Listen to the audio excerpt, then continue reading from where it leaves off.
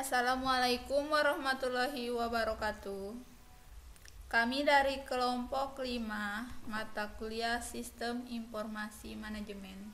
Di sini saya Suryawati dan teman-teman saya yaitu Desiana Puspita, Septi Adeliana, Siti Rafikah Nurjana akan menjelaskan sedikit tentang Sistem Informasi Manajemen. Menurut pendapat beberapa ahli tentang sistem informasi manajemen, yang pertama yaitu menurut Raymond M. Lord Jr. Manajemen informasi sistem yaitu sebuah sistem berbasis komputer yang menyediakan informasi untuk beberapa pengguna yang mempunyai kebutuhan yang sama. Informasi tersebut menerangkan informasi perusahaan atau salah satu sistem utamanya mengenai apa yang sudah terjadi di masa lalu, apa yang sedang terjadi sekarang, serta memprediksi apa yang mungkin akan terjadi di masa depan. Yang kedua, menurut Nash dan Robert, manajemen sistem informasi merupakan suatu kombinasi dari user atau orang, teknologi, media, prosedur, serta juga pengendalian yang mempunyai tujuan tertentu. Tujuannya ialah guna memperoleh jalur komunikasi, pemrosesan tipe transaksi, serta untuk memberi sinyal kepada manajemen kepada kejadian di internal suatu organisasi dan perusahaan. Berikutnya menurut Bonnar dan Hopwood, manajemen information system merupakan suatu kumpulan dari perangkat keras atau hardware ataupun perangkat lunak atau software yang berguna untuk mentransformasikan data ke dalam suatu bentuk informasi yang lebih berguna. Menurut sistem informasi itu sendiri merupakan sebuah sistem perencanaan yang ada di dalam perusahaan yang melibatkan pengendalian internal. Adapun beberapa fungsi utama dari sistem informasi manajemen. Yang pertama, memudahkan pihak manajemen dalam hal melakukan sebuah perencanaan, pengawasan, pengarahan, serta pendelegasian kerja terhadap seluruh departemen yang memiliki ikatan komando atau koordinasi dengannya. Yang kedua, untuk meningkatkan suatu efisiensi serta efektivitas data yang tersaji akurat dan juga tepat waktu.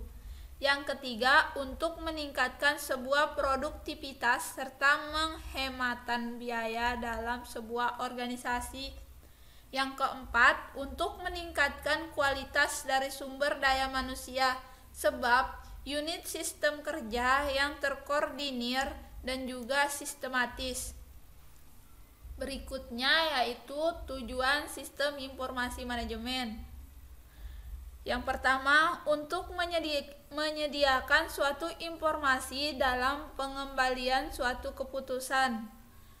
Berikutnya, untuk menyediakan suatu informasi yang digunakan di dalam suatu perencanaan, pengendalian, pengevaluasian, dan juga perbaikan berkelanjutan. Yang ketiga, untuk menyediakan suatu informasi yang dipergunakan di dalam suatu perhitungan harga pokok produk, jasa, dan tujuan lainnya yang diinginkan oleh manajemen. Berikutnya yaitu proses manajemen sebagai aktivitas. Poin ini akan dijelaskan oleh saudari Septi Adeliana.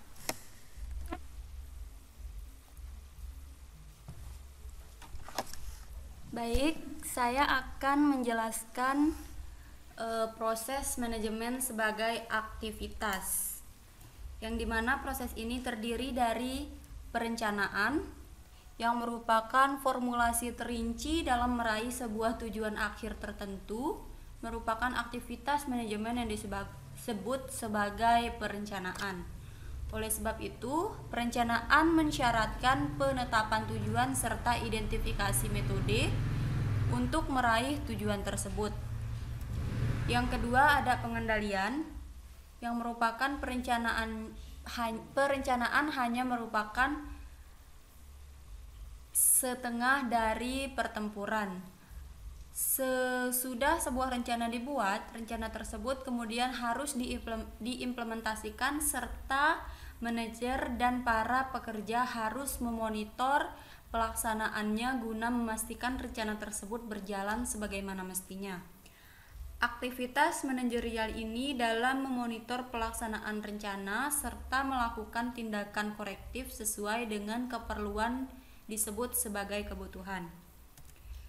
Yang ketiga ada pengambilan keputusan.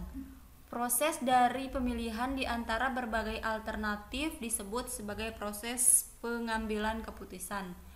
Fungsi manajerial ini adalah suatu jalinan antara perencanaan dengan pengendalian. Manajer harus memilih di antara beberapa tujuan serta metode dalam melakukan tujuan yang dipilih. Hanya satu dari beberapa rencana yang bisa dipilih. Komentar serupa bisa dibikin berkenaan dengan fungsi pengendalian. Kemudian ada klasifikasi sistem informasi manajemen yang terdiri dari sistem informasi personalia, sistem informasi akuntansi, sistem informasi pemasaran, sistem informasi manajemen persediaan, sistem informasi distribusi, sistem informasi pembelian, sistem informasi kekayaan, sistem informasi penelitian dan pengembangan, sistem informasi analisis kredit, serta sistem informasi teknik. Kemudian komponen sistem informasi manajemen fungsional merupakan suatu elemen atau komponen yang berhubungan dengan teknik pengumpulan data, prosesan data, pengiriman data, penyimpanan, serta pelaporan informasi yang dibutuhkan oleh manajer. Komponen dalam sistem informasi manajemen secara fungsional terdiri atas.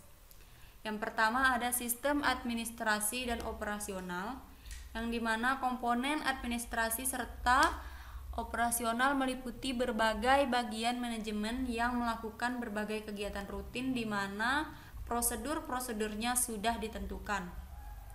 Prosedur tersebut seperti yang ada di bagian administrasi, personalia, serta bagian yang lainnya. Komponen ini harus diawasi dengan teliti agar apabila sewaktu-waktu terjadi berbagai perubahan yang merugikan, bisa segera diketahui serta diantisipasi. Kemudian ada sistem pelaporan manajemen, yang merupakan suatu komponen sistem informasi manajemen yang mencakup bagian-bagian di mana tugas utamanya menyusun laporan kinerja secara rutin atau periodik. Yang ketiga ada sistem pencarian, yang merupakan memberi berbagai informasi yang dibutuhkan sesuai dengan yang diminta serta bentuknya tidak terstruktur dalam mengambil suatu keputusan. Kemudian sistem database. Sistem database merupakan suatu komponen yang bermanfaat dalam menyimpan seluruh data dan juga informasi tentang kegiatan perusahaan. Kemudian materi selanjutnya akan disampaikan oleh teman saya yaitu Siti Rafika Nurjana. Baiklah, saya Siti Rafika Nurjana. Di sini saya akan menjelaskan tentang manajemen data. Manajemen data merupakan suatu komponen dari sistem informasi manajemen yang memastikan bahwa berbagai data yang dimiliki akurat, kekinian, aman, serta siap untuk dipakai. Manajemen data juga berguna untuk penghubung antar database serta berbagai komponen sistem informasi lainnya. Manajemen data memakai software yang dapat membantu dalam mendapatkan, memelihara, mengontrol, mengolah sampai mempermudah akses data supaya dapat digunakan dengan mudah. Komponen sistem informasi manajemen fisik yaitu seluruh peralatan fisik yang diperlukan dalam sistem informasi manajemen supaya bisa berjalan. Berbagai komponen dari sistem informasi manajemen secara fisik diantaranya ialah perangkat keras atau biasa disebut hardware. Perangkat keras merupakan salah satu komponen dari sistem informasi manajemen yang mutlak dibutuhkan. Perangkat keras ini juga memiliki bentuk fisik yang kelihatannya secara nyata. Hardware dapat berjalan sesuai dengan apa yang diperintahkan oleh usernya. Sebagai contohnya, ada smartphone, printer, komputer lengkap, dan peralatan lainnya. Lalu ada perangkat lunak atau biasa disebut software. Perangkat lunak ini memiliki wujud secara fisik, tidak memiliki wujud secara fisik, namun wujudnya berupa file serta berbagai aplikasi yang mengisi perangkat keras yang mendukung berjalannya dari sistem informasi manajemen perusahaan. Perangkat lunak ini yang nantinya akan memberikan instruksi atau perintah terhadap perangkat keras sebagaimana ia akan dijalankan. Software pada umumnya banyak berisi berbagai data elektronik yang dapat menjalankan hardware sesuai dengan perintah yang diberikan. Software adalah suatu bagian sistem dari perangkat keras yang tidak memiliki wujud. Termasuk di dalamnya adalah data yang sudah diformat dan juga disimpan. Di dalamnya juga terdapat program aplikasi komputer, dokumen, serta berbagai data yang dapat ditulis dan juga dibaca oleh perangkat keras. Software pada umumnya terdiri atas sistem operasi, bahasa pemrograman, serta program aplikasi. Lalu di database atau basis data adalah suatu tempat menyimpan data serta informasi yang berwujud berbagai file yang berisi data serta program perusahaan yang dikumpulkan dan juga disimpan secara sistematis sedemikian rupa hingga dapat dengan mudah diakses oleh para user. Database juga berfungsi sebagai penghindar dari pengulangan informasi dan juga data. Aplikasi perangkat lunak yang biasanya digunakan dalam mengelola basis data tersebut adalah database manajemen sistem atau DBMS. Lalu ada di prosedur pengoperasiannya. Prosedur merupakan suatu komponen fisik yang berwujud panduan atau instruksi di dalam menjalankan sistem informasi manajemen. Prosedur pengoperasian biasanya berwujud instruksi penyiapan data serta instruksi dari petunjuk pengoperasian hardware dan juga software. Prosedur dapat berisi mengenai kebijakan metode yang akan digunakan serta berbagai peraturan di dalam pemakaian sistem informasi manajemen yang berbasis teknologi informasi. Lalu di bagian personil atau brandware, personil adalah suatu komponen yang menjalankan sekaligus mengoperasikan seluruh komponen fisik lainnya di atas, mulai dari mengadakan hardware, menjalankan software, serta mematuhi prosedur. Lalu di jaringan data. Jaringan data merupakan suatu gabungan dari beberapa seperangkat hardware dan juga software yang sudah dirancang sedemikian rupa sehingga dapat saling berbagi informasi, komunikasi, serta akses data dari berbagai tempat sekaligus antara satu bagian dengan bagian yang lain pada suatu perusahaan. Dengan adanya jaringan data ini, maka pertukaran data dapat dengan mudah dilakukan. Komunikasi antar ini di dalam perusahaan dapat dilakukan dengan cepat. Akses data serta informasi yang lebih efisien serta diberikan dalam waktu yang cepat dan juga selanjutnya selanjutnya akan dijelaskan oleh Desiana tentang tingkatan manajemen.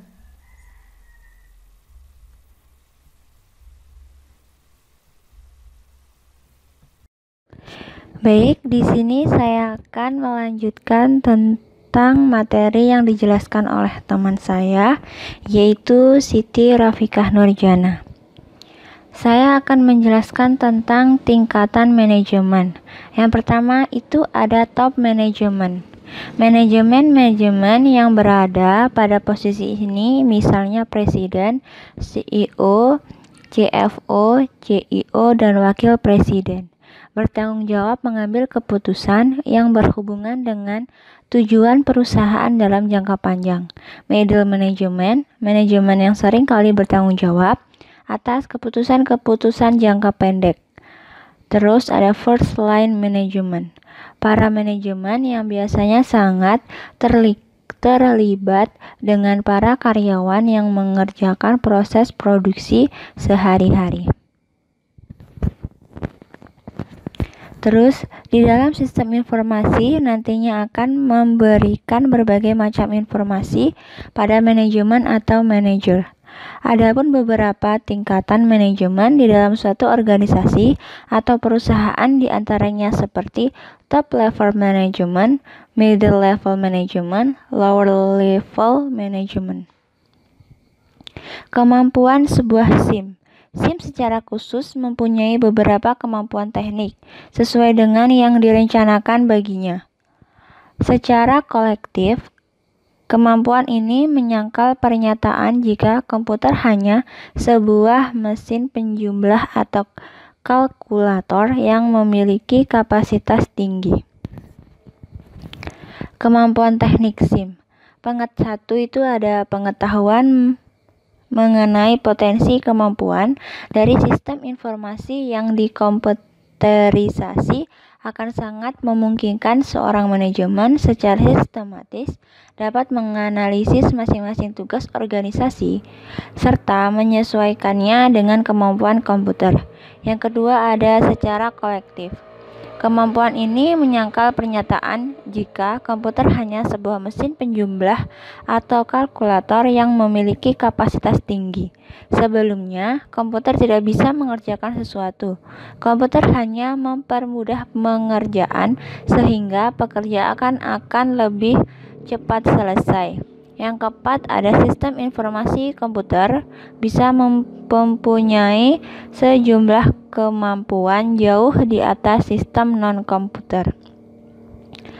Yang terakhir, serta kemampuan ini sudah merevolusikan proses manajemen yang memakai informasi yang dihasilkan oleh sistem yang sudah ada. Kemampuan teknik di dalam sistem komputer. Yang pertama ada pemrosesan data batch, kedua pemrosesan data tunggal, ketiga pemrosesan online real time, yang keempat komunikasi data dan switching pesan, kelima pemasukan data jarak jauh dan update file, yang keenam pencarian rekod dan analisis, ketujuh pencarian file, kedelapan algoritma dan model keputusan, dan yang kesembilan otomatisasi kantor. Faktor penyebab gagalnya membangun SIM. Ada kurang organisasi yang wajar, kurangnya perencanaan yang memadai, kurang personil yang handal, kurangnya partisipasi manajemen dalam bentuk keikutsertaan para manajer dan manajer dalam merancang sistem. Contoh sistem informasi manajemen yaitu Enterprise Resource Planning atau ERP, Supply Chain Management, Transaction Processing System, Office Automatic System, Knowledge Work System, Informatic Management System, Decision Support System, Expert System, dan Artificial Intelligence, dan yang terakhir Executive Support System. Manfaat sistem informasi manajemen. Yang pertama, meningkatkan efisiensi serta efektivitas data secara akurat dan juga real time. Yang kedua, mempermudah pihak manajemen dalam melakukan perencanaan, pengawasan, pengarahan, serta pendelegasian kerja terhadap seluruh departemen yang mempunyai ikatan atau koordinasi. Yang ketiga, meningkatkan kualitas sumber daya manusia sebab unit sistem kerja yang terkoordinasi dan juga sistematis. Yang keempat, meningkatkan produktivitas serta penghematan biaya di dalam organisasi. Terima kasih sudah mendengarkan penjelasan dari kelompok kami. Mohon maaf jika ada kata yang salah. Wassalamualaikum warahmatullahi wabarakatuh.